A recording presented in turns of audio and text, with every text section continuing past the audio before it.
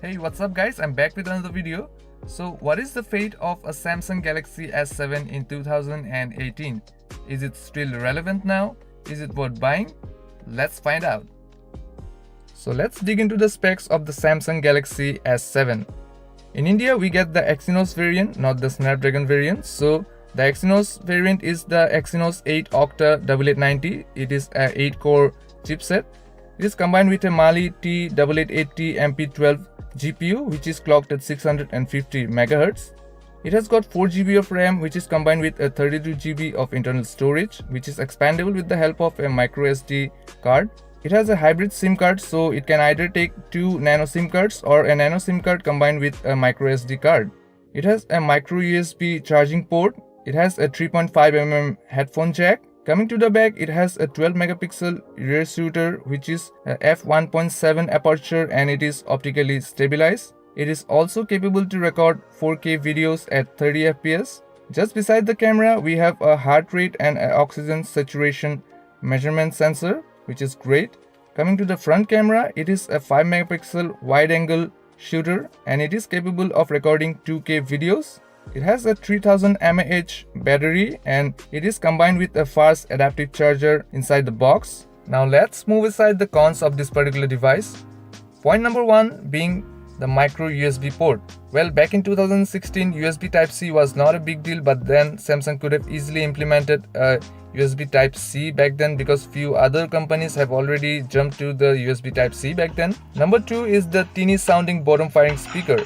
Well, it might have something to do with the IP68 rating, but then since it is bottom firing, it gets easily muffled with your finger while consuming media, so that is not like a big problem, but then still the speaker is not that great at all.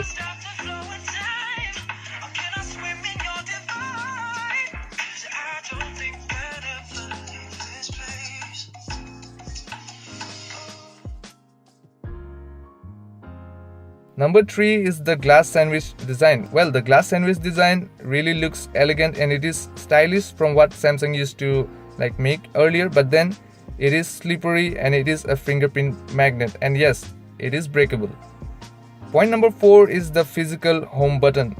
Well, most of the phones have capacitive home button, and some have the on-screen buttons. Well, the physical home button really makes the UI a bit laggy because you have to physically press down on this button.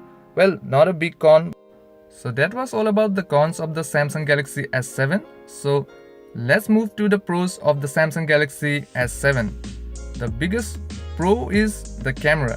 So as mentioned earlier, it has a 12 megapixel camera, and it is a f1.7 aperture, and it is optically stabilized.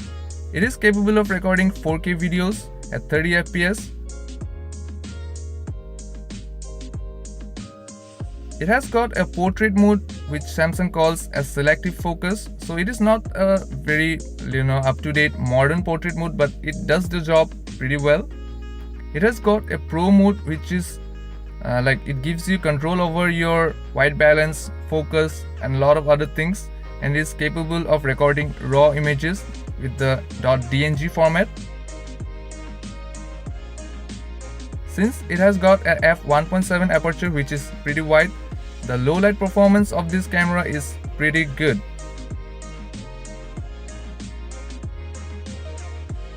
When it comes to the front camera is a 5 megapixel camera, which it is a wide angle camera, and it also has 2K video recording. Point number 2 is the display. It has got a Quad HD display that is a resolution of 1440 by 2560.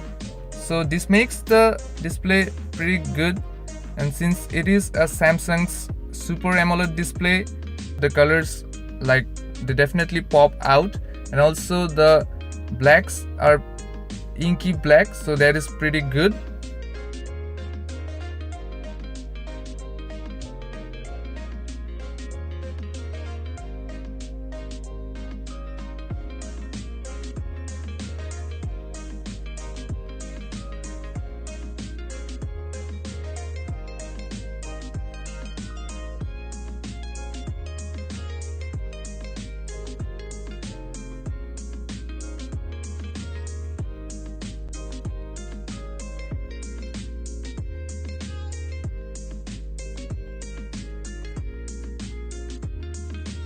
Another point that very few people might consider now is the compact size of this device. Yes, it has got a 5.1 inch display and also like the bezels are pretty huge, but then the overall dimensions of this phone is pretty compact and good enough for single-handed usage. Another point being the water resistance. So this device is IP68 rated, so that is definitely a very helpful feature. Another pro point of this particular device is that it supports fast charging as well as wireless charging, so that is definitely pretty up to date. Well, let's come to the final verdict of the Samsung Galaxy S7. So, as we all remember, the question was, what is the fate of the Samsung Galaxy S7 in 2018? So, in this year of 2018, where most of the mobile phones are moving towards the notch, that is to have minimum bezels, 18:9 aspect ratio. Well, this phone does not have a 18:9 aspect ratio. You have to deal with the 16:9 aspect ratio, but then in place of that you get a pretty good display, IP68 rating, wireless charging. Then the overall package is still pretty good. At the price point that this thing is available right now, this thing is pretty much right up there with the devices that falls in this particular price range right now. Thanks for watching, and if you're new to this channel, please subscribe to my channel and press the bell icon, and well, yes, definitely hit the like button to this particular video.